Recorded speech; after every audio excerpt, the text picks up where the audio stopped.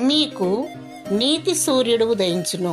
మలాకి 4:2. దేవుడు రవికోటి తేజుడు, సమీపించరాని తేజస్సులో నివసించువాడు. ఆయన ఉన్నవాడు అనువాడు. ఆయన ముఖము మహా తేజస్సుతో ప్రకాశించుచున్న సూర్యుని వలె ఉంటుంది. సూర్యచంద్ర నక్షత్రములను ఆయన ద్వారా సృజింపబడినాయి కదా. సూర్యుని కాంతి కిరణాలు సెకనుకు ఎంత వేగంగా పరిగెడుతుంది. ఆ కిరణాలు భూమిని చేరుకోవడానికి 8 నిమిషాల 20 సెకండ్లు పడుతుంది. మరియు దేవుని సృష్టిలో అతిపెద్ద కాంతిగల నక్షత్రాలు కూడా ఉన్నాయి. అయితే ఆ నక్షత్రాలు లైటింగ్ ఎంత వేగంతో పరిగెత్తినప్పటికీ భూమిని చేరుకోగలవు.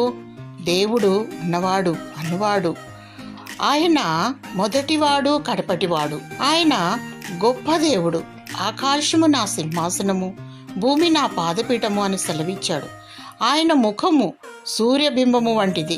ఏ నరుడును ఆయన చూసి బ్రతకలేరు కదా.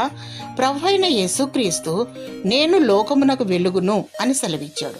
ఆయన నీతి సూర్యుడు. ఆయన నివసించు నీతి రాజ్యములో నిత్యము ప్రకాశించును. ఆయన సన్నిధిని కాంతిని పొందుకొని నీలో ఉన్న చీకటిని పారద్రోలు. దేవుడు నీకు నిత్యమైన వెలుగుగా ఉండును. నీ దుఃఖ దినములన్నీ సమాప్తమగును. దేవుడు నీకు వెలుగుగా ఉండి నిన్ను నడిపించి ఆశీర్వదించి దీవించునుగాక. ఆమేన్.